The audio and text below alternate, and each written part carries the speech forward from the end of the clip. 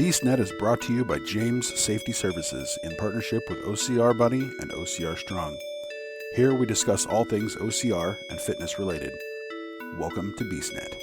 All right. Hey, everybody. It's Mike with BeastNet. And on today's episode, I have with me Anji Layden. Anji, let everyone know a little bit about yourself. So, I guess I'll just start with the reason I got into OCR back in 2015. I had been training a lot, working out, and I just needed a goal. So I was living in Atlanta at the time. Spartan came around. I was like, oh, well, let's try that. Asked my personal trainer if I could do it. He said, sure, yeah, let's do it. Let's do it. So signed up, no idea what I was getting into. Took me 4 hours to complete a sprint. Thought I was gonna die. 2 days later after that, signed up for more OCRs. So that was kind of how I got into it. Love the sport. Kind of fast forward to 2018. And this is kind of partly why it's kind of my mission now is I actually fell at a Spartan race off the 6 foot wall, subsequently ending up in the emergency room. And they did a scan and I learned that I actually had a lump on my breast. So definitely heartbreaking for me, but if I hadn't been at that race, who knows when I would have been able to find that. So definitely OCR saved my life. It ended up being breast cancer. Found that out about a month later after I got back, had tests, all that stuff run. Unfortunately, it was the most aggressive form of breast cancer. It's called triple negative breast cancer. But we were able to catch it early. So 2018 and 2019, I was kind of out of OCR, kind of out of the spotlight, just going through treatments, went through chemotherapy, surgery, radiation, and then more chemo. So happy to say that as of August of 2021, been 2 years out, cancer free. Go ahead. I was just say that's awesome. I mean, that's an amazing, and it's always rough. I mean, you got lucky you found it. I mean, especially if it was the aggressive type. I mean, how old are you, if you don't mind my asking? Well, I'm 42 now, but at the time I was only 38. So not time for a mammogram, never felt a lump. So if I wouldn't have fallen off that wall, who knows when I would have found it. And that's kind of the thing I was going to point out is a lot of people, because I was trying to think, I can't remember. I know my sister she went through something similar, but she's 50. I don't know how old she is. Like 57, 58, somewhere around there. Mhm. So she found hers in her mammogram. But I Mhm. know normally, what age do they normally say women should get mammograms? So they're starting now. So they keep pushing the age back. So they say 40, you should get an initial one. But then they've also been saying now you don't need one every year. They're saying every 2 years, every 5 years. There's different studies out, depending on which one you should get or when you should get it at what age. But through my cancer journey, I've actually met a lot of women that are young, Yeah. late 20s, 30s, that have either felt a lump or had some weird incidental happening like myself and found their cancer. And I'm like, why are we waiting you know until we're 40? So it's kind of one of those things that the screening is important, but I mean, and I'm a nurse by trade. And so I'm in the medical field, but I just don't understand why we have to wait until, well, you don't have to wait, but the doctors are going to say, well, you're not old enough, blah, blah, blah, that kind of thing. Which is always surprising me because I mean, it's kind of one of those things that, I mean, you think they would do the screening earlier because is it more likely in people older? Sure. But does it still happen to people that are younger? Yes. But like you said, in your case, if it hadn't been caught when it was, we may not be talking right now. Right. Yeah. Cause the lump was 2 centimeters. So it was fairly big. It was big enough. But I couldn't feel it. Unfortunately I'm well endowed. I'm one of those women that have larger, denser breasts. So I couldn't feel the lump. And even my doctors never felt the lump itself. We could only see it on imaging. So, who knows if, you know, so that would have been 2 more years of this aggressive cancer. Who knows how much it would have spread. Yeah. So yeah, I always say, you know, God has been watching out for me, and that was one thing. And, you know, because I'm like, I don't know even how I actually fell off that wall, because I was sitting on top of the wall and was getting ready to help, you know, some teammates up the wall. And the next thing I know, I'm like on the ground. So, and then something inside my head just kept saying, hey, you should pull yourself from this race. Like something's not right. And, you know, I'm glad that I made that decision and that choice that day to actually go to the hospital, even though I wasn't severely injured. I just had a chest contusion, is what they diagnosed me with. But in the long run, you know, it did definitely save my life, me going Yeah. to the hospital. And that's the one So thing, like you mentioned, I mean, it was a chest contusion, but it's one of those things that, I mean, it does seem very fortuitous, mhm, because if it had been a contusion on your arm or your leg, they never would have found it. But it never happened would to have be, found it. yeah, Yeah. it was a chest contusion. So they did the imaging of your chest, which is what found it, um, which is amazing. So Yeah. how, I'm trying to think, how much did it change your life at that point? I mean, it's got to be one of those things. Like I said, I know my sister just went through it, but she's not an athlete. She's not any of that stuff. She wasn't doing anything crazy like Spartan races, nothing like that. But she's also a Um, well-endowed woman that only found it because of the mammogram. yeah. It has definitely it's changed my life tremendously. Like my life is completely different. Like my life was, I was on one track, you know, for, you know, my career and, you know, obstacle course racing, which is, you know, a big part, and just everything in my life. But everything has changed. You know, like I said, I was a nurse, but I still am a nurse, but I didn't know anything about cancer. Like you really don't know. I knew very little about it until I went through everything. Um, but I have a lot of different side effects. So like what they call chemo brain. So when you go through chemotherapy, you get this what they call chemo brain. It's basically, some people don't think it's a real thing. It's definitely a real thing. You have short-term memory issues. You can't, it's just, it's hard to process things. And as time has gone on, like I said, I'm 2 years out now, it's gotten better, but my memory is still not 100% like it used to be. Yeah. Um, so that's definitely been one thing. For a brief amount of time, I quit nursing during all of that. I mean, I didn't work for almost a year, but when I went back, I was like, I was doing pediatric ICU nursing, and I was like, I can't do this. Like the chemo brain and some other things, I was like, I can't do this. Like if I make a mistake, this is somebody's life in my hands. So I quit doing that, which I've never wanted to do anything else in my life. So Yeah. I was kind of lost for a while of, you know, what do I do with my life? And I sold life insurance for a little while. 10 out of 10, don't recommend. But I had to put food on the table, you know, pay bills. So Mhm. definitely like got me through that. And then I started thinking about nursing again, and I said, you know, there's a lot of avenues in nursing that I can do that don't involve direct patient care. Yeah. And so did go back into nursing. I did some quality control kind of things for a little while, for about a year, sitting at a desk.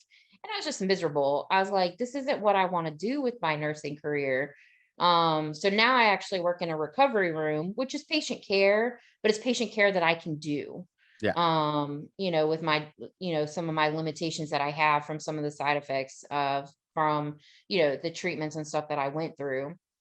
And I love it. Like I've been doing that for about six 6 months now, I guess. Yeah.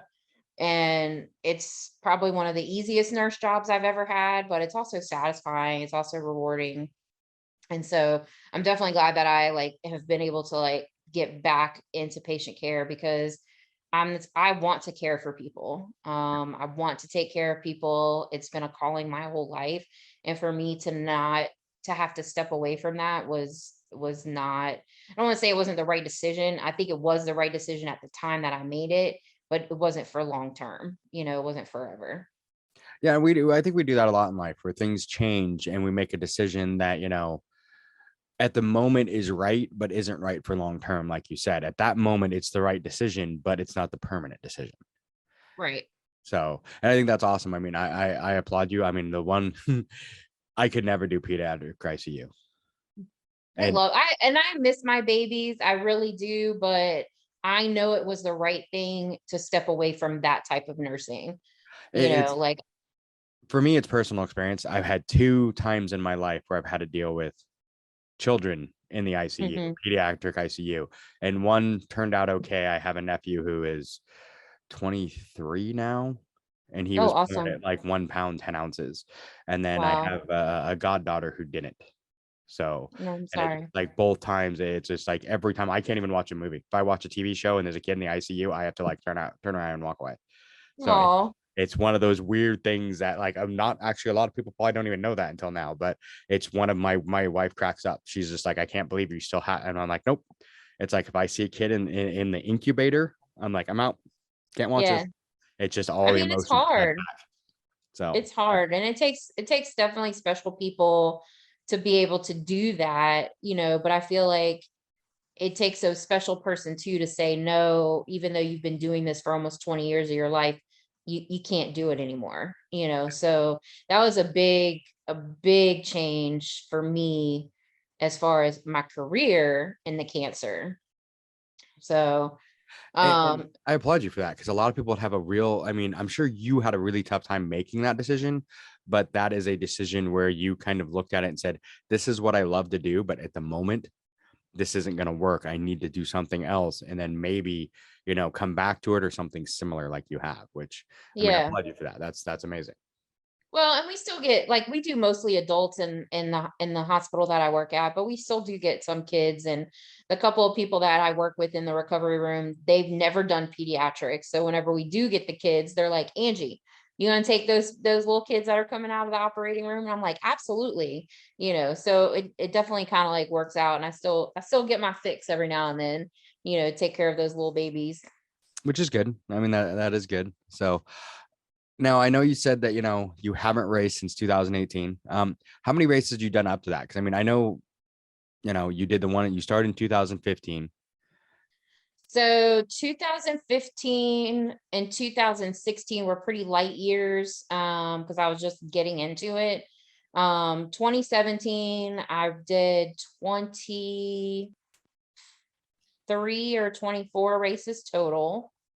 Um 2018 I think I had like 3 races under my belt before that happened because that was like April.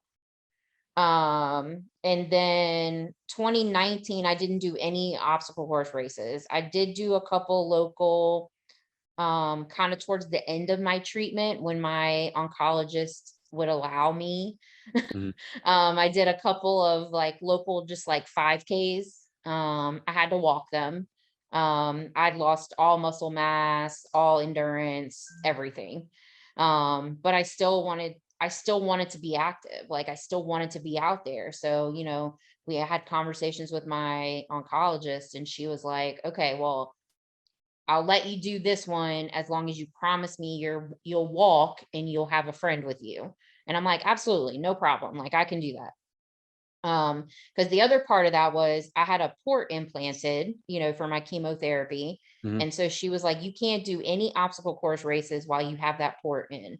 Because if you fall, or slip and knock that port out of place, that's going to be some major problems. Yeah. And so that was like the biggest thing. And so toward the end of my treatment, in 2019, we had talked about the next steps, and I went into a clinical trial, and initially it was going to be a clinical trial for immunotherapy, which meant I would have to keep my port another year. And I was like, I want to go back to racing. And I drove my oncologist crazy. Like I would always be like, but can I do this? But can I do that? I feel so much better. And she'd be like, no. She was like my second mom almost. Yeah. Um, which was great. Like, I love that she definitely like looked out for me and stuff. So I actually we ended up not doing that clinical trial. I did a different one, where I did do that clinical trial, but I didn't get picked to get the medication. I just got picked for the observation arm. So I didn't have to keep my port. So I was like, does that mean I can go back to racing? And she was like, yes, but slowly. So I did do Jacksonville Spartan in 2020, and I did Marion Maid in 2020 before COVID shut everything down.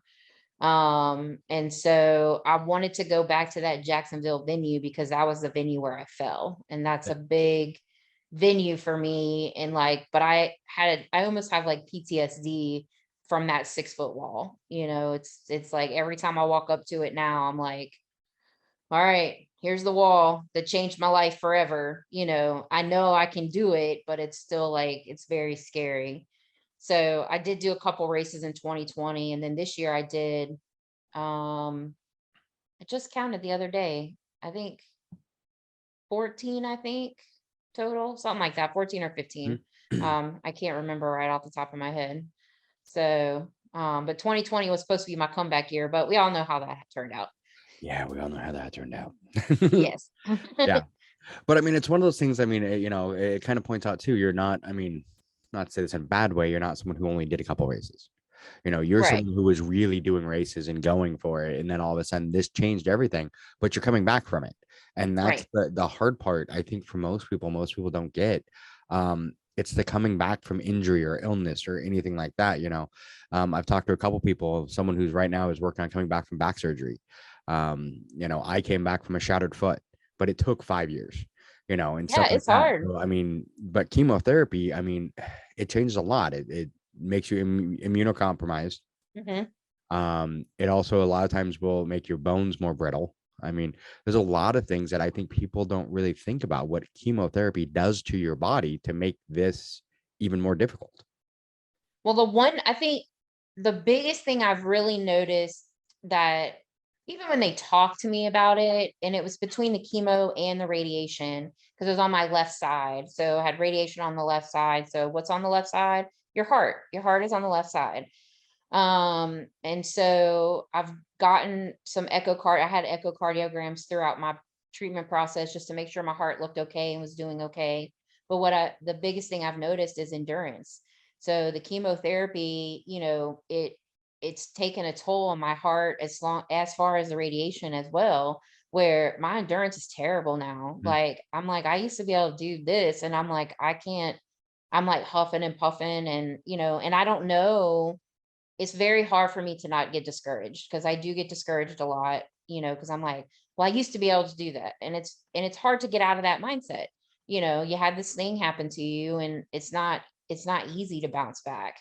Um, and so like, I've gotten into this over the last probably 4 or 5 months. I've gotten into like a little bit of a rut of, like depression, anxiety, those kinds of things, because it's so hard to get back, and you get so discouraged. Yeah. So I know that feeling. It can get tough because it seems like sometimes you'll take 2 steps forward and 3 back. yeah. And it's tough to come back from, especially a heart issue. Once your heart starts to have issues, people really don't realize how much that your cardiovascular also affects your respiratory. It makes it hard to breathe, hard to Hmm. do other things. Can cause headaches, can cause massive issues if your heart isn't pumping correctly or not pumping hard enough. Um, Right. yeah, that's one of the things that I, I've had issues with mine. I have a valve in between my heart where the blood pumps back and forth.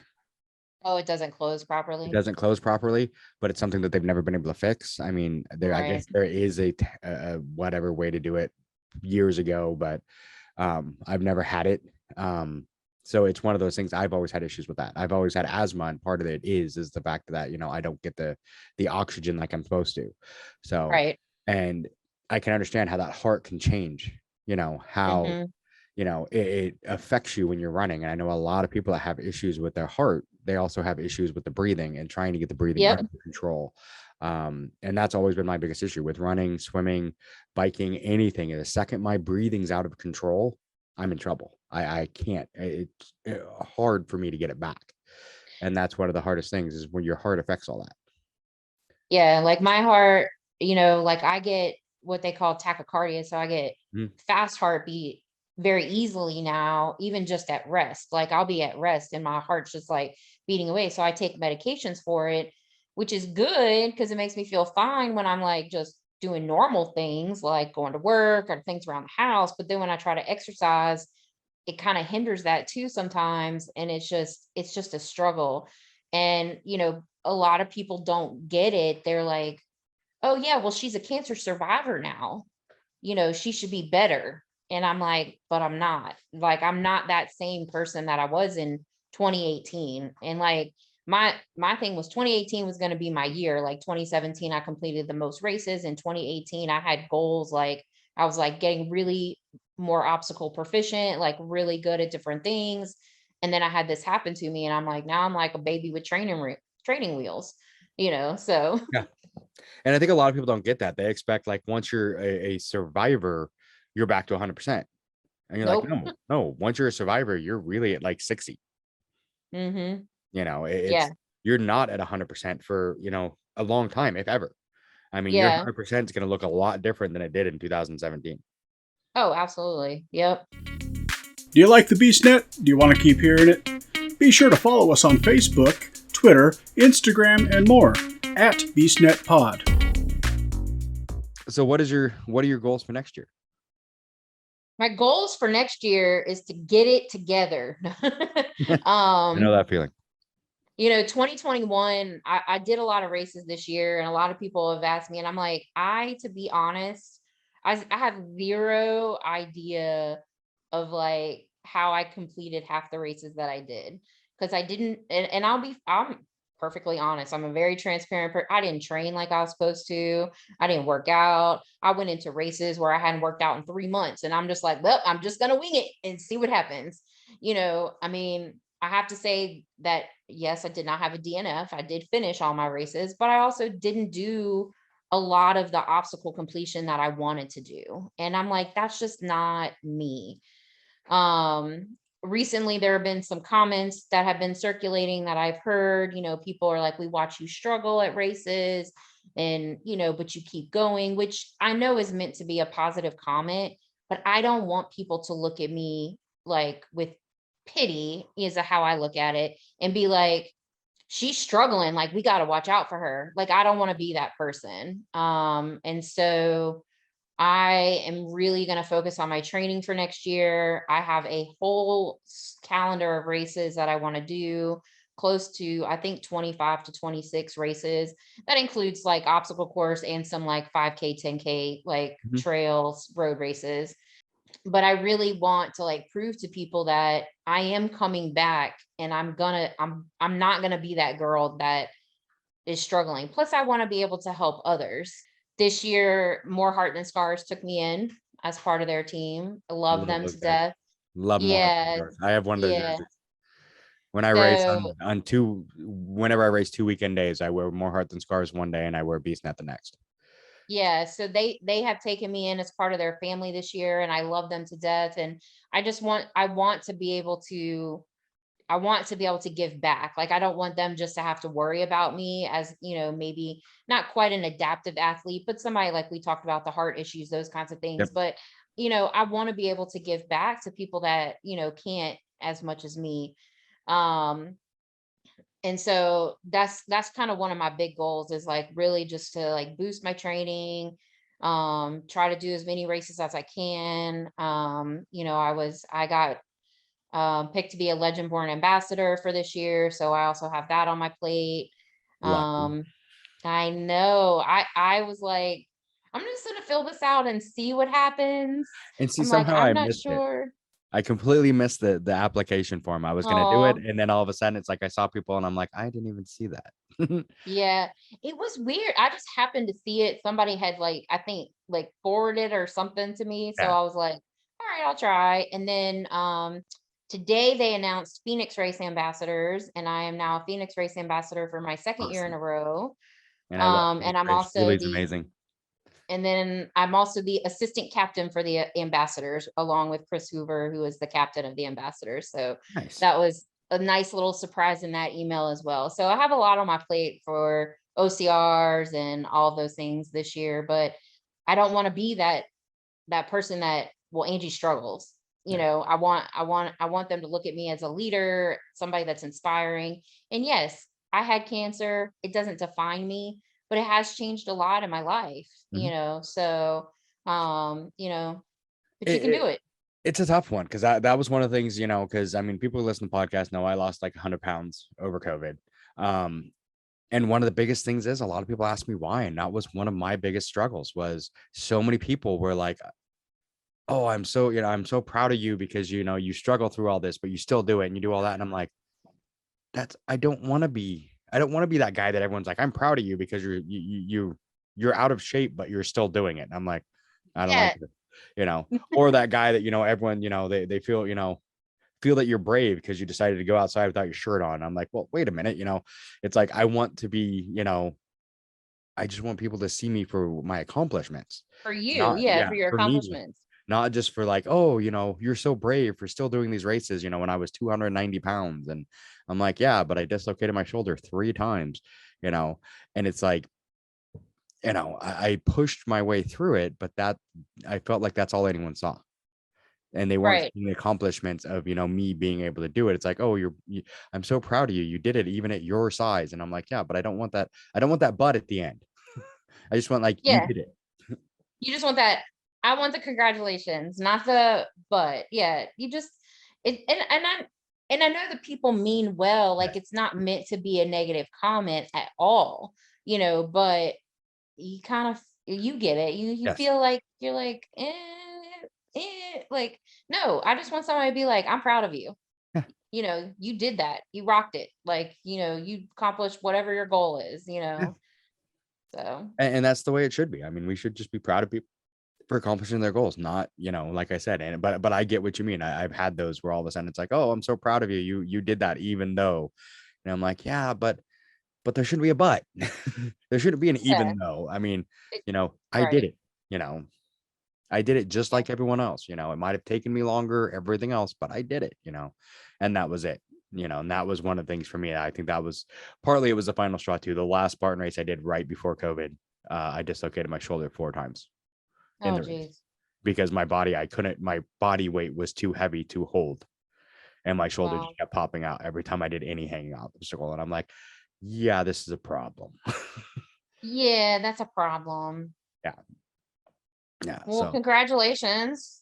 Well, yeah, I'm proud of you for doing that. And congrats. I'm proud of you for doing what you're doing. I mean, you're still going.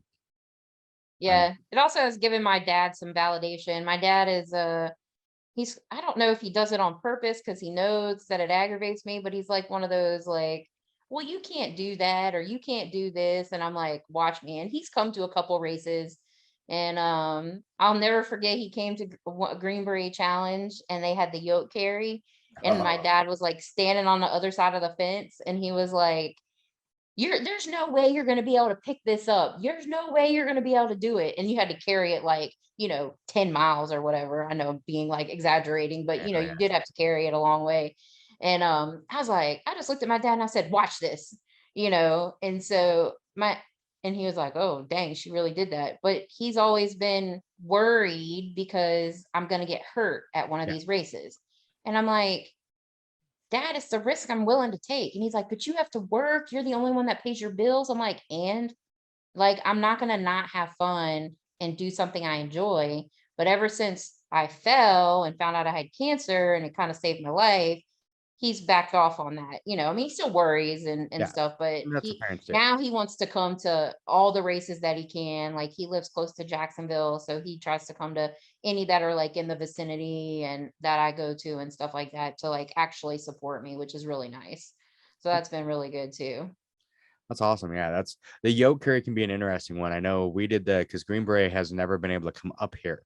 They tried once, but they couldn't get enough people. So they did a Green Beret virtual we did, and we built our own yokes.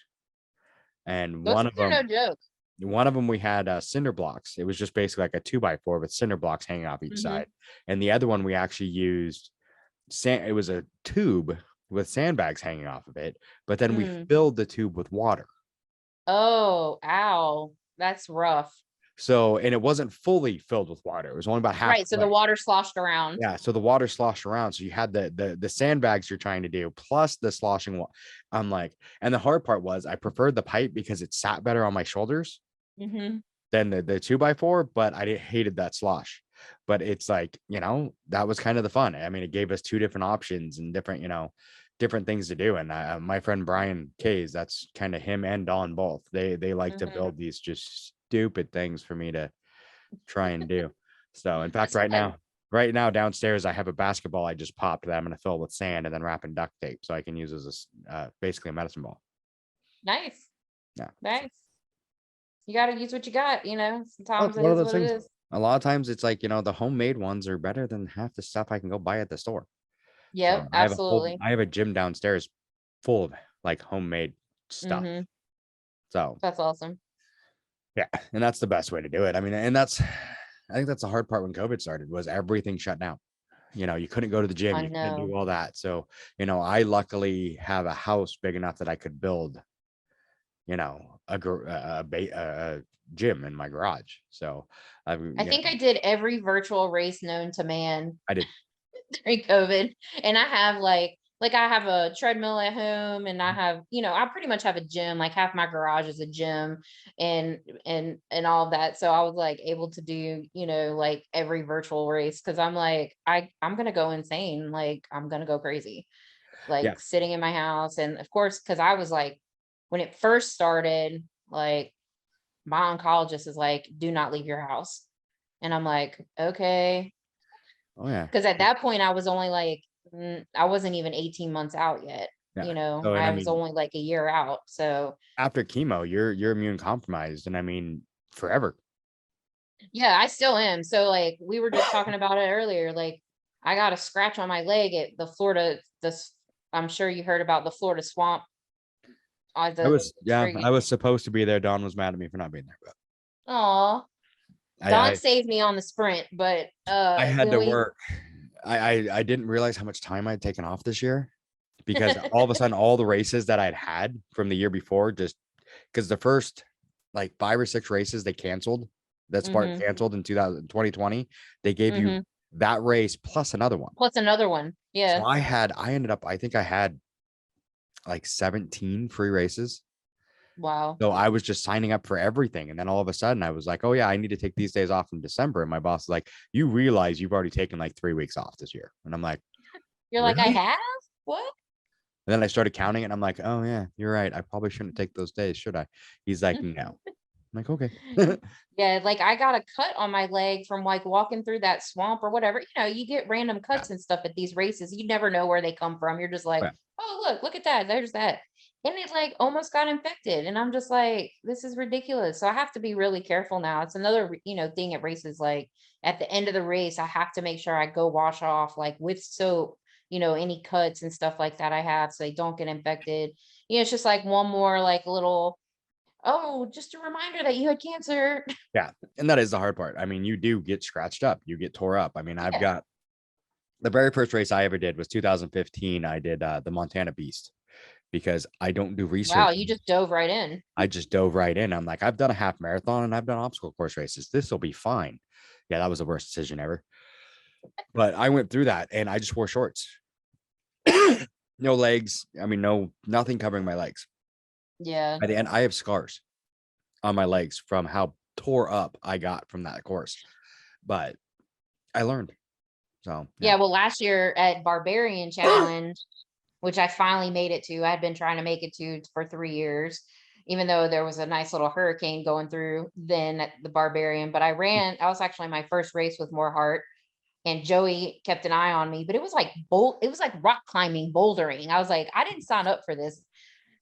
I was like, I don't know how to do this. But he like was helping me up a rock and like I slipped, our hand slipped, and I had this big scrape gash, like rock gash on my leg. And it actually did get infected. It was terrible. I had to go on like antibiotics and now I have a scar from it. So now that's my Joey scar. That's what I yeah. call it. I have a few scars from OCR races, so I've been pretty lucky though. I've only had a few really bad instances. So, but Yeah. most of my injuries have been outside of OCR, and then I go and do OCRs anyway. So, like, Well, I'm the that's one that not smart. tried to do Hawaii with a broken foot. Wow. I DNF'd the beast, but I finished the super with my foot in a full Jeez. boot So my doctor said I could. He said, just don't land on that foot. And Well, then I my got doctor back. said I could. Then I got back and the doctor looked at my boot and he's like, what the hell did you do? And I'm like, I did the Spartan race. You said I could as long as I didn't land on that foot. He's like, I don't think I knew what you were talking about. Because the boot was, I mean, it was full of mud and water. I mean, it was destroyed. So, Yeah. Oh, I'm sure. but yeah, Yeah, so I don't think they realize. I've done a couple crazy ones like that. And I just did the Dallas Ultra in October with a broken rib. So I was there doing the beast. That beast almost killed me. I did the Ultra. Yeah. I got in my head a lot at that race though. Like It for some, was, and I don't know. yeah, the Dallas Ultra was interesting because a lot of it was supposed to be, there was a bunch of us supposed to do it. And just because of scheduling, sickness, other things, it came down to I was the only one that went. Wow. So, but I ended up, my wife wants to move to Texas. She really wants to move to Texas. And the city she wants to move to, I actually met a lady from that city on the Ultra and we became friends. So we went out to dinner with him in the Conroe. So, Oh, so nice. yeah. There you go. Now you already have a friend. Yep. So, and actually my entire, I'm only doing 3 Spartans next year and all 3 of them are in Texas. I'm doing 2 in San Antonio and then I'm doing the Dallas Beast. I'm up in the air about that Dallas Beast again. Yeah, I have a fight with it, so I'll probably end up going. But it's the same day as Berserker Battle, so I'm trying. I don't know, but logistically, it's easier for me to just drive to Dallas real quick than fly up to Kentucky. So Yeah, and that's the hard part sometimes is for me is it's picking the ones that I want to do, but also what are the easiest ones to get to. So like yeah, normally I do the Montana Beast, but I'm skipping the Montana trifecta weekend to go to Bend, Oregon to go to it's a Rise Challenge event.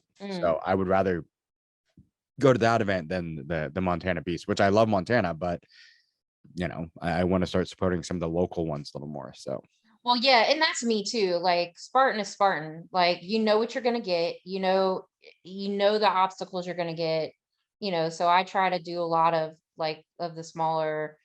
Some. I mean, there's nothing local to me because there's nothing here. But um, I like some of the smaller ones, and they have different obstacles and different yeah, stuff, and like it's just.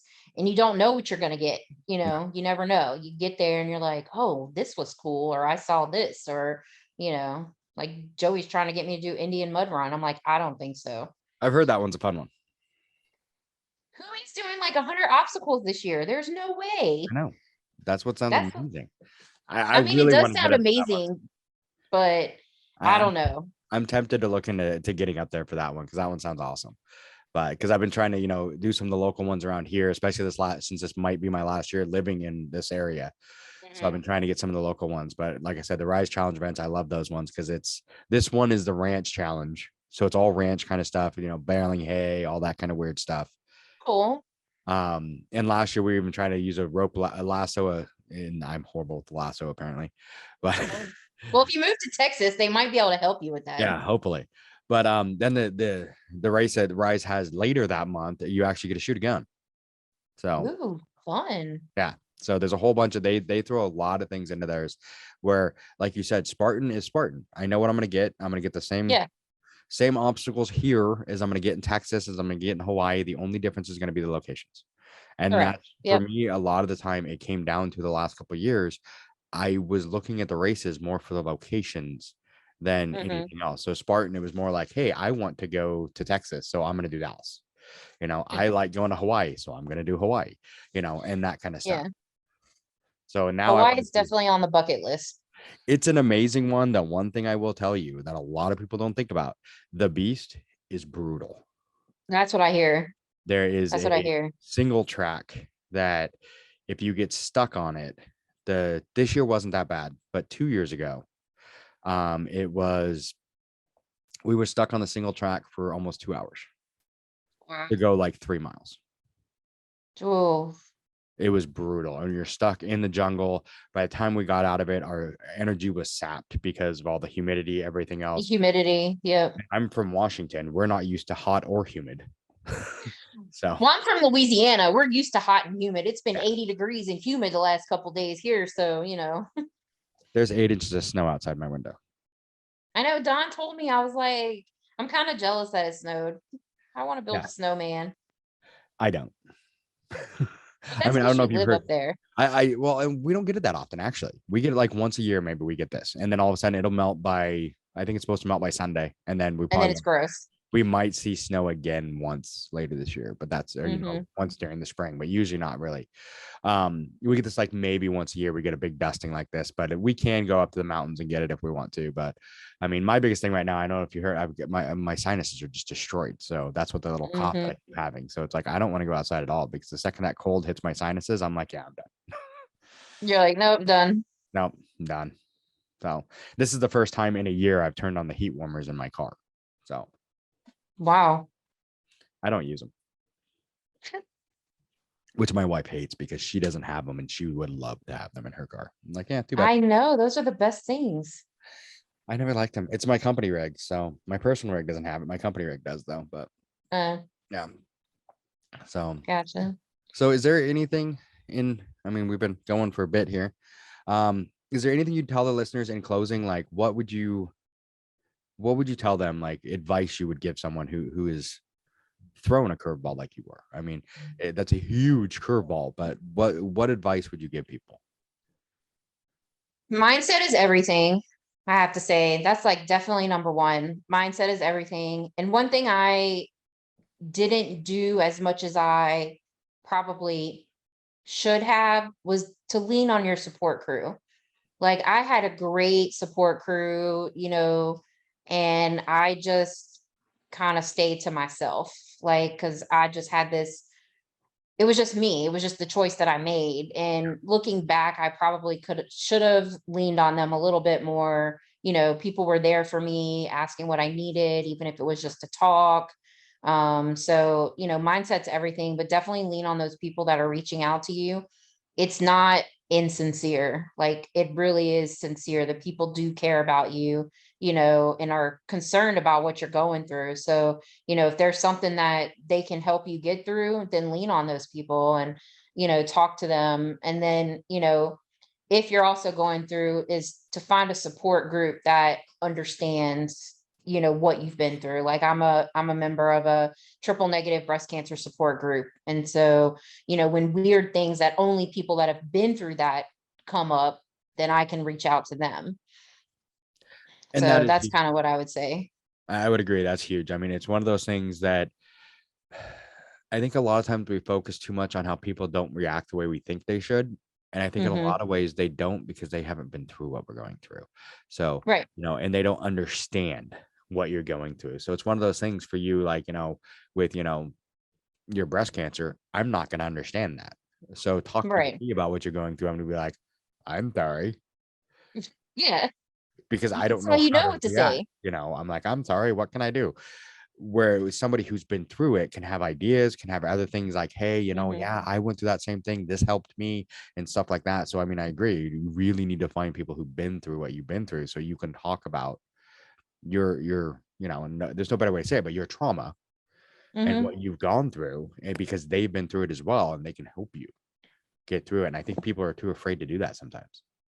Yeah, I mean, it was hard for me because, like, my oncologist and the cancer center, they gave me all these resources. Oh, well, there's these support groups and this and that. And I was like, I don't want to talk to those people. Like, I just don't like, But then there became a time where I had to transition from being that sick person to be a well person again, to like kind of go back into society kind of thing. And I was like, I don't know how to do this. This is hard.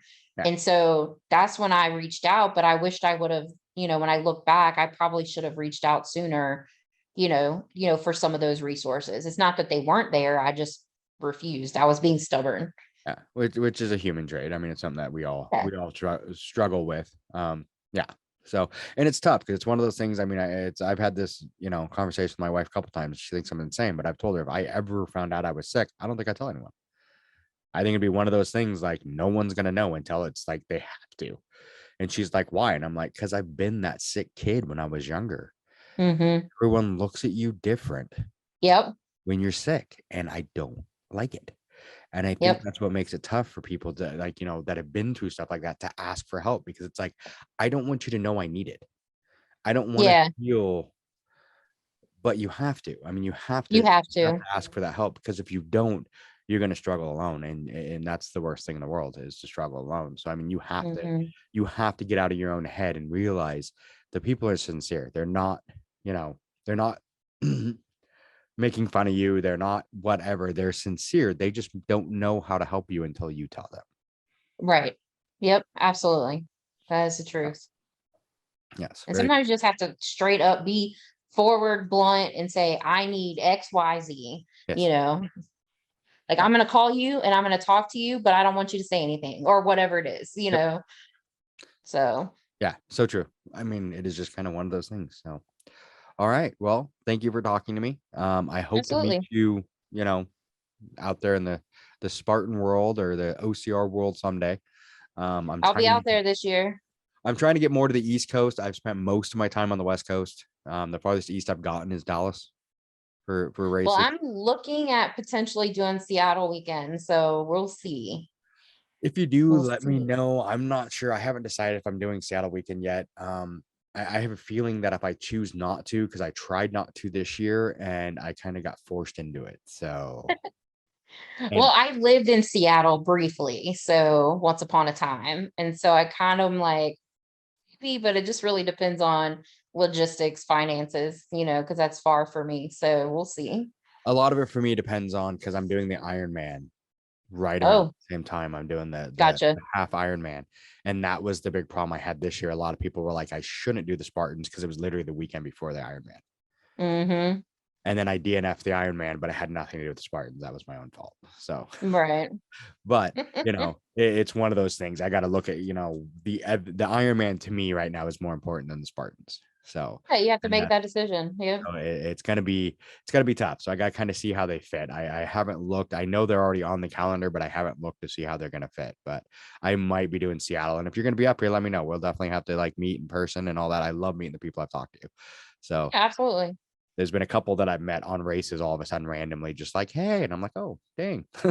So perfect. Awesome. So well, good talking to you. And like I said, I hope to see you soon. All right. Sounds good. Thanks for listening to the BeastNet podcast. If you haven't done it yet, find us on Facebook, like and share the podcast. Give us a review on iTunes or Spotify. All these things will help to expand the show in the future. Don't forget to subscribe and let us know what you think and what you'd like to hear.